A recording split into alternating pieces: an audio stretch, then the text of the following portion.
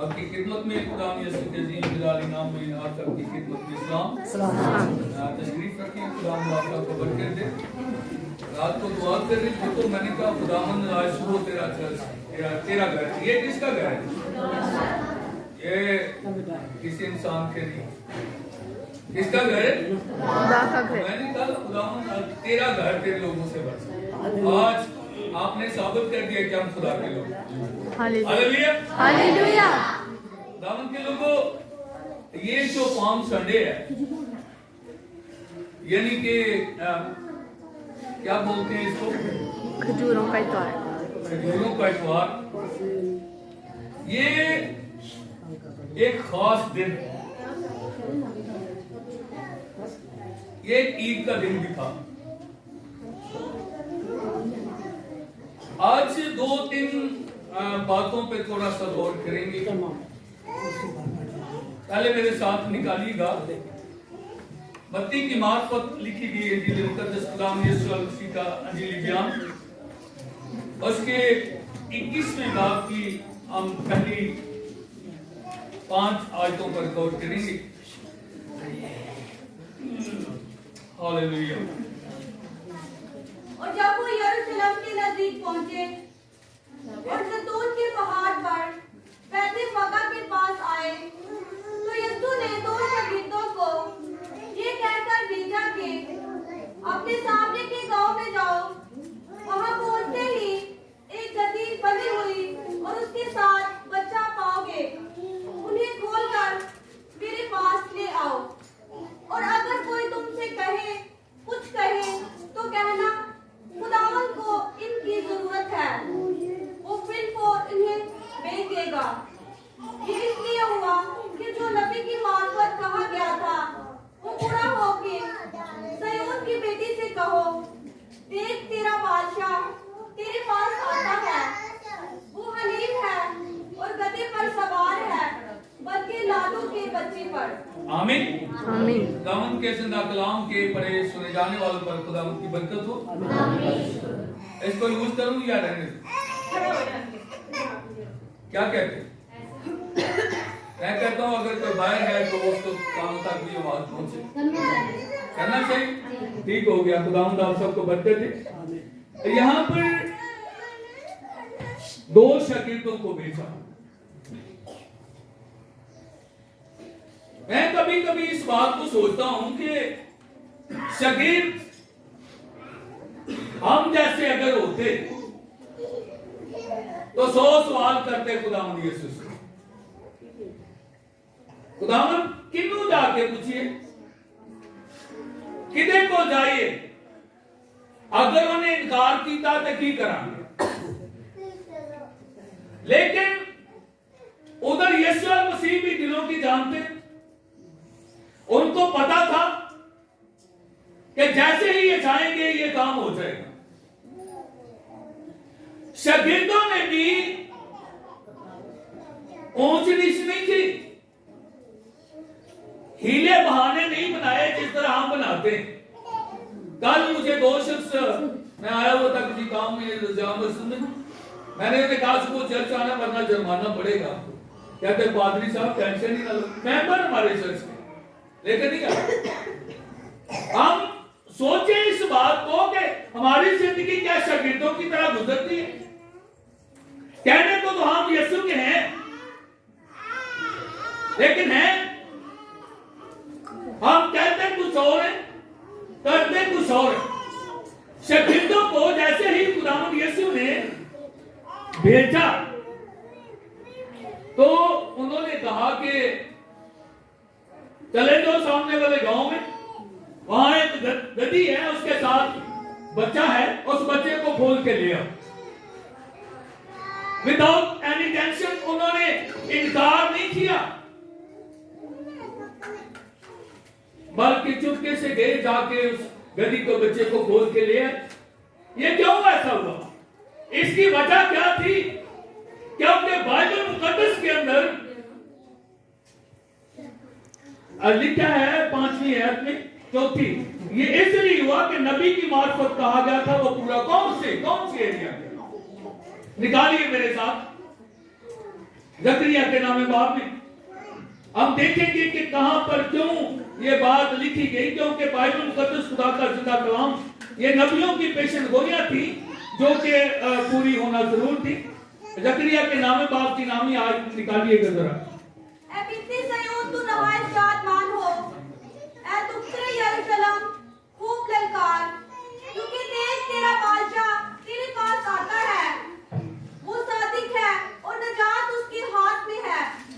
वो हलीम है और गधे पर, बल्कि जुआन गधे पर सवार है। आमीन। जो यीशु मसीह ने मत्ती की इंजील में अपना बयान फरमाया और लिखा गया कि ये नबी की मार्फत कहा गया। ये जकरिया नबी जो है ये खुदावंद यीशु मसीह की पेशन गोई करता है। अब अपने बारे में वो नहीं, जकरिया कुछ नहीं किया, ना वो गधे पर बैठा और ना उसने कोई ऐसा काम किया, बल्कि खुदावंद यीशु मसीह के बारे में वो पेशन गोई करता है। ऐ बिन्ते सिय्योन को नहायत शादमान हो, ऐ दुख्तरे यरूशलेम खूब ललकार, क्योंकि तेरा बादशाह तेरे पास आता है। जब खुदा के लोग खुदा के घर के अंदर आते हैं, ललकारें खुदा की हजूरी, ललकारते हुए खुदा की हजूरी के अंदर खुदा की इबादत करें। और कहा गया ये नहीं कि खामोशी के साथ आके रात की नींद की इतने चर्चा के पूरी की जाए। हाँ, इतने आज इधर तो सिर मारिया, दूसरे ने सिर मारे नहीं, बल्कि लिखा है ऐ दूसरे से उन क्या कर, ऐ यरूशलेम, ऐ दूसरे यरूशलेम खूब ललकार, क्योंकि तेरा बादशाह तेरे पास आता है। वो सादिक है और नजात उसके हाथ के अंदर है। वो हलीम है और गधे पर, बल्कि जवान गधे पर सवार है। इस टॉपिक के अंदर आप इस बात को जानिएगा, अगर वो बादशाह है, क्योंकि जब वो भीड़ जा रही थी, लोगों ने कपड़े बिछाए, लोगों ने खजूर की डालियां रास्ते में बिछाई, किस लिए? वो कहते थे कि ये यहूदियों का बादशाह है। और फिर जकरिया इस बात का बयान करते हैं कि वो सादिक है, अगर वो तेरा बादशाह, क्योंकि देख तेरा बादशाह आता है और सादिक है और नजात उसके हाथ के अंदर है। इस बात को समझिए, नजात किसके पास है? बोले हम जाते आता है, अगर तो यीशु के है ना, यीशु के नजात के आता है। कितने अपने आप दिखाए? तो बाकी जो है तो यीशु के ना, हम बड़े जोर से कहते हैं, जोर से कहते हैं हम निजात के आते। क्या है निजात? यीशु को अपनाना। दुनिया के अंदर नबी, पैगंबर, बड़े बड़े रसूल अकबर, रसूल असगर इस दुनिया के अंदर आए, लेकिन किसी के पास निजात नहीं है। वो आए और चले गए, सारे मनोमन मिट्टी के नीचे हैं, लेकिन वह खुदावंद यीशु मसीह है जो आज भी जिंदा है और जिसकी हम मुनादी और पूजा कर रहे हैं। Hallelujah, hallelujah. ये बख्शिश किसी और नबी के पास नहीं है। वो क्या लिखा है कि वो सादिक है और नजात उसके पास है। देख तेरा बादशाह तेरे पास आता है, तू खुशी के साथ खुदावंद अपने खुदा की इबादत कर। लिखा है वो हलीम है और गधे पर, बल्कि जवान गधे पर सवार है। देखिए, इसलिए भी लोग ज्यादा हजूम था। आगे चलकर हम देखेंगे कि कुछ लोग ईद के अंदर आए हुए थे और कुछ लोग चंद दिन पहले लाजर की मौत वाक़या हुई और मौत वाक़या होने के बाद खुदावंद यीशु मसीह ने उसको मुर्दों में से जिलाया और कुछ लोग खुदावंद यीशु को देखने के लिए वहां पर जमा हुए थे। कुछ लोग देखना चाहते थे कि वो कौन है जिसने लाजर को कब्र में से जिलाया। और वो शागिर्दों के साथ, आप जानते हैं कि शागिर्दों को खुदावंद ने भेजा था कि जाओ सामने वाले गांव के अंदर जाके ना एक गधी और उसका बच्चा बांधा हुआ है, बच्चे को तुम खोल कर ले आओ। और जब खुदावंद यीशु मसीह गधे पर बैठे तो बहुत से लोगों ने सवाल भी किया, अगर ये बादशाह है तो बादशाह की सवारी नहीं है गधा। आप कहते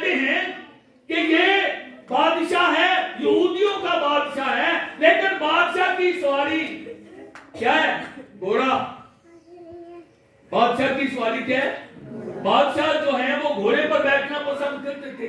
ये क्यों खुदावंद यीशु मसीह उस गधे पर बैठे? इसकी एक वजह लिखा है कि वो हलीम है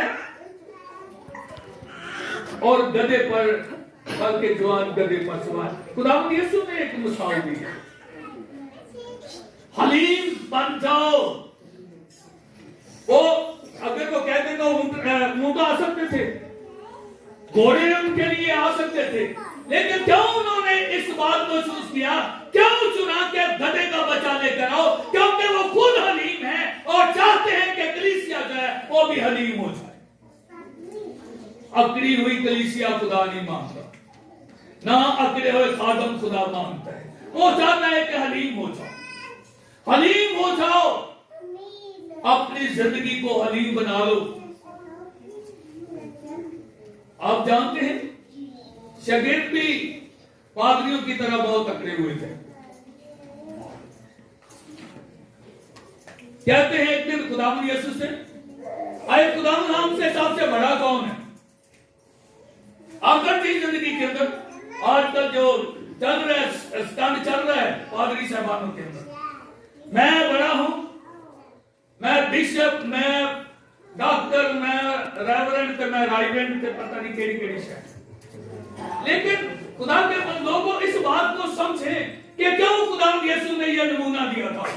वो बैठ सकते थे, किसी घोड़े पर भी बैठ सकते, घोड़े को सजा भी सकते थे। वो लोग शागिर्दों को जो कहा जाता था वो करते थे, क्योंकि वो वफादार थे, शागिर्द वफादार थे।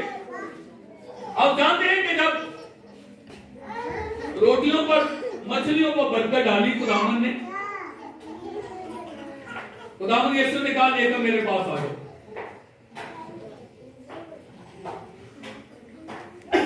ये भी सवाल करते हो, लेकिन इनकार नहीं किया। 5000 को जब खाना मिला इनकार हुआ था। वो कहते खुदावंद देख यार, इतनी बड़ी भीड़ है और सिर्फ हमारे पास 5 रोटियां हैं और 2 मछलियां, क्या करेंगे इन लोगों के लिए? हम नहीं ला सकते, सॉरी, हम नहीं आ सकते मेहमान आने। इनकार नहीं किया, उन्होंने कहा ये है सब कुछ पड़ा हुआ। जानते हैं कि वफादारी उनका ये सबूत है कि उसके बाद खुदावंद ने रोल को 10 से निकाल दिया। जब इंसान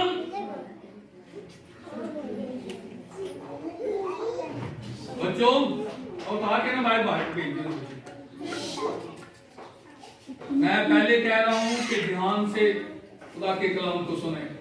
अगर नहीं, जिसका दिल नहीं करता वो बाहर चला जाए। खुदा के लोगों, बाइबल मुकद्दस का बयान, खुदा का जिंदा कलाम हमारी नसीहत के लिए लिखा गया है, ताकि इस कलाम पर लिखा है कि मुबारक है वो जो इस शरीयत की किताब का पढ़ने वाला, सुनने वाले, उस पर अमल करने वाले लोग मुबारक हैं। अगर आप खुदा का कलाम सुनेंगे तो अमल पैरा होंगे, अगर सुनना पसंद नहीं करेंगे तो यहां आने का भी फायदा नहीं। देखिए खुदा के लोगों, अब चले आगे चल के हम देखते हैं थोड़ा सा कि खजूर की डालियों के बारे में। यूहन्ना की इंजील निकाले, खुदावंद यीशु मसीह की इंजील यूहन्ना की मार्फत लिखा हुआ खुदावंद का कलाम।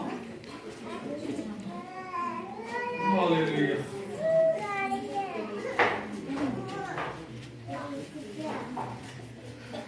निकालिए, हालेलुया। देखिए खुदा के लोगों, बाइबल मुकद्दस खुदा का जिंदा कलाम हमारी रहनुमाई के लिए लिखा गया है, और जब हम इस कलाम को अपनी जिंदगी के अंदर लेते हैं तो खुदावंद हमें अपनी बरकतों से नवाजता है। जब खुदावंद यीशु मसीह उस शहर के अंदर दाखिल होने वाले थे तो इस बात को सामने रखिएगा कि खुदावंद यीशु मसीह ने उस जगह पर जाकर रोए भी,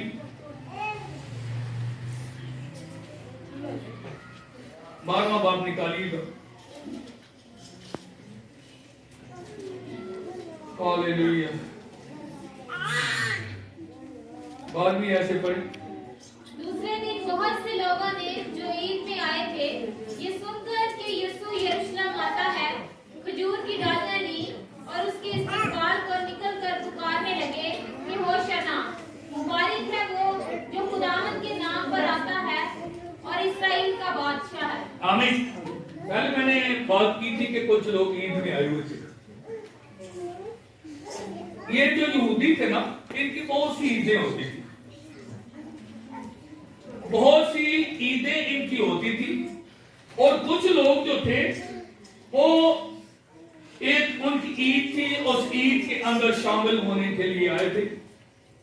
और मैं एक बुक पढ़ रहा था तो वहां पर लिखा बहुत हजारों की तादाद में लोग जो है ना वो हैकल के अंदर आए हुए थे खुदा की इबादत करने के लिए।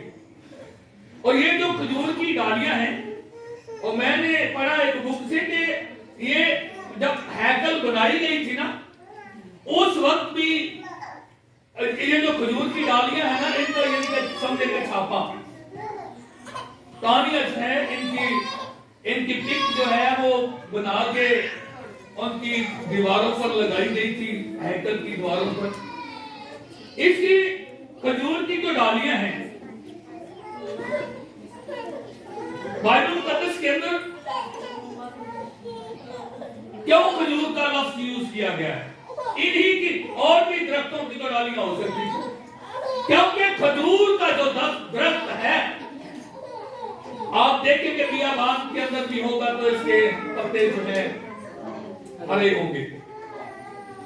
ये तकरीबन 100 साल से भी ज्यादा अपना फल देती है। इसके पत्ते वो जाते नहीं। और फिर इसके बाइबल मुकद्दस के अंदर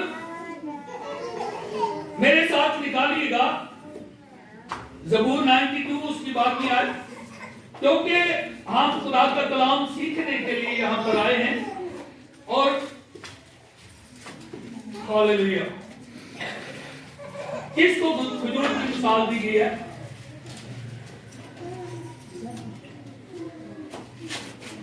बड़े खजूर के दरख्त की मानिंद सरसब्ज़ होगा। आमीन। पढ़े, आगे पढ़े। मैदान के देवदार की तरह बढ़ेगा। एंड तक पढ़े। खुदा के घर में लगाए गए हैं, वो हमारे खुदा की बारगाहों में सरसब्ज़ होंगे। वो बुढ़ापे में हिम्मतमंद होंगे, वो तराजू में तरोताजा और सरसब्ज़ रहेंगे, ताकि वादा करें कि खुदावंद रास्त है, वही हमारी चट्टान और उसमें नाराजगी नहीं। आमीन। देखिए, जो खुदा के लोग हैं, साधक लोग, सच्चे लोग, झूठ नहीं बोलते, उनको खजूर के दरख्त की मिसाल दी गई है। लिखा है, साधक खजूर के दरख्त की मन सरसब्ज़ होगा, वो लुबनान के देवदार की तरह बढ़ेगा। जो खुदावंद के घर में लगाए गए हैं, वो हमारे खुदावंद की बारगाहों में सरसब्ज़ होंगे। वो बुढ़ापे में भी बरोमंद होंगे और तरोताजा और सरसब्ज़ रहेंगे। कौन लोग? जो खुदा के घर के अंदर रहते हैं, वो लोग जो खुदा की पूजा करते हैं, जो खुदा की इबादत करते हैं, उनको खजूर के दरख्त की मानिंद मिसाल दी गई है। क्योंकि वो पानी उसको मिलता है या नहीं मिलता, उसको टेंशन नहीं होती। वो गरीब है, अमीर है, उसको टेंशन नहीं है कि मैं खुदा के घर के अंदर जाऊंगा और खुदा मुझे सरफराज करेगा। लिखा है कि वो बुढ़ापे में भी बरोमंद होंगे। दाऊद कहते हैं, खुदा मैं बच्चा था, अब बूढ़ा हूं, लेकिन मैं इस बात को जानता हूं कि तेरा हाथ मेरी जिंदगी पर हमेशा बना रहता है। बुढ़ापे के अंदर भी मुझे टेंशन नहीं होती कि मैं क्या करूंगा, क्योंकि मेरी बाबत तूने वादा फरमाया है कि तू बुढ़ापे में भी बरामद होगा, तू तरोताजा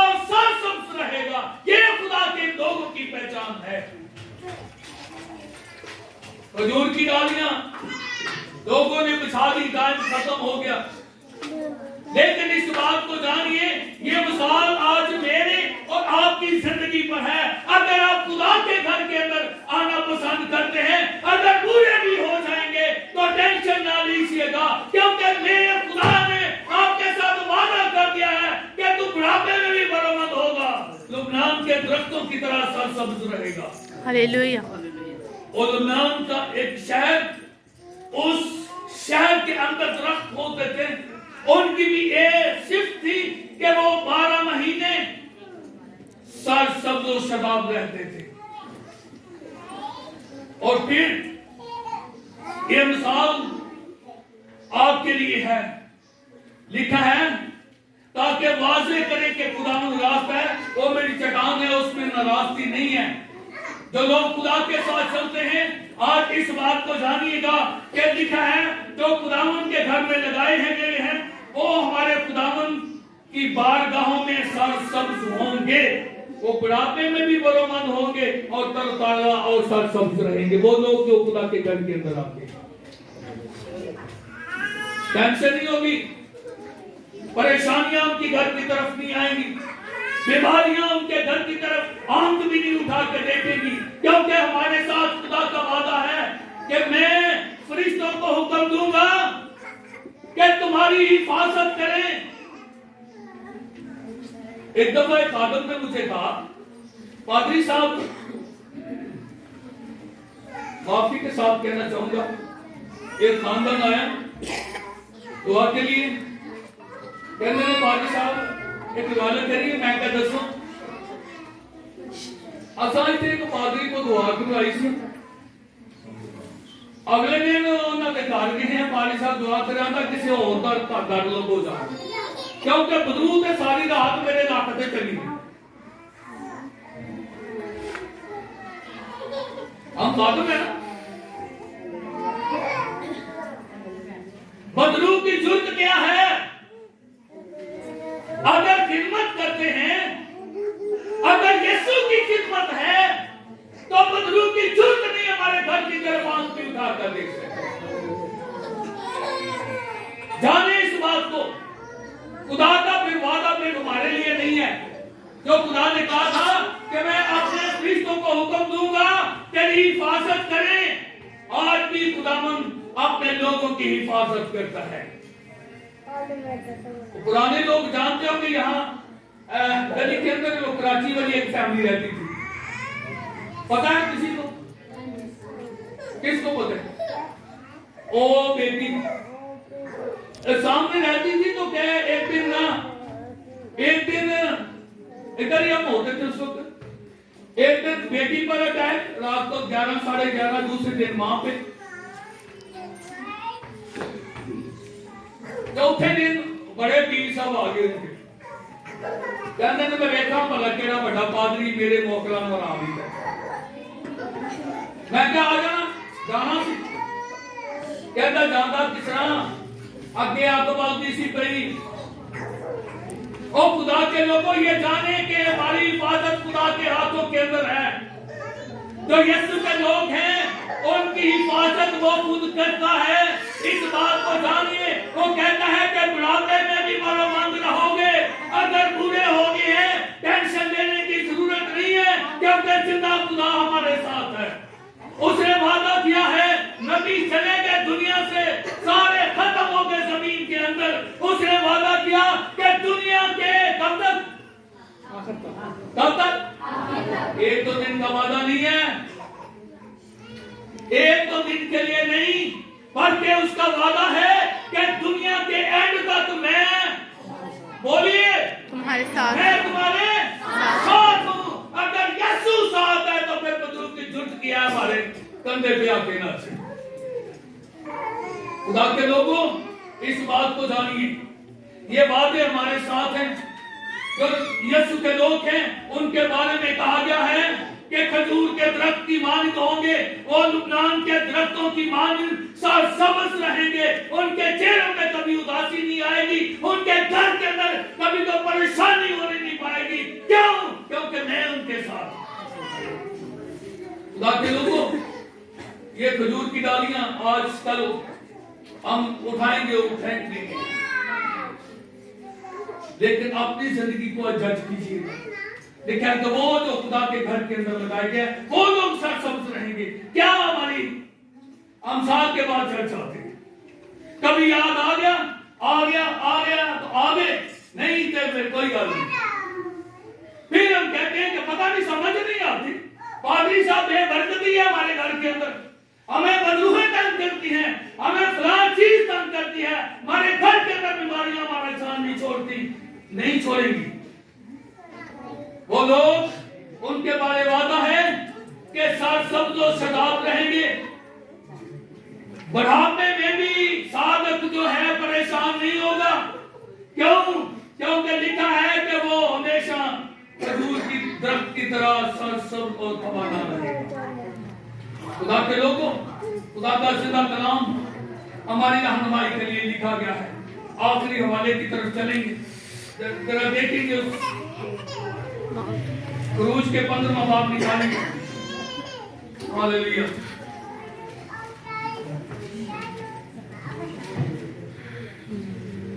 बाद में याद देखिएगा। हालेलुया।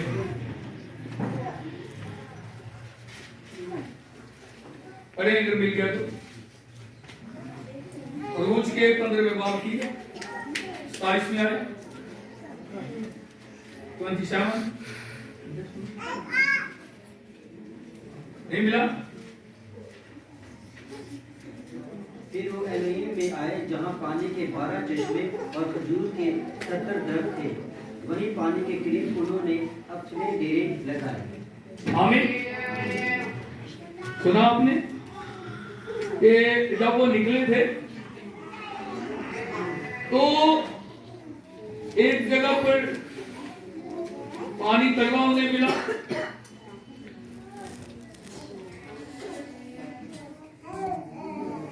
और वहां से आगे चले,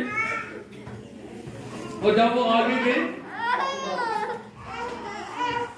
तो एक ऐसी जगह पर पहुंचे जहां पर पानी के 12 चश्मे और खजूर के 70 दरख्त थे, और वहीं पानी के करीब उन्होंने अपने डेरे लगा दिए।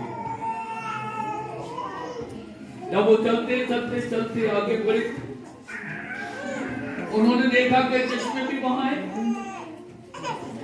और खजूर के दरख्त भी वहां पर हैं, और उन्होंने आगे जाना पसंद नहीं किया। क्यों? पानी भी उन्हें मिल गया और घनी छांव भी उनको प्रोवाइड हो गई। वो दरख्त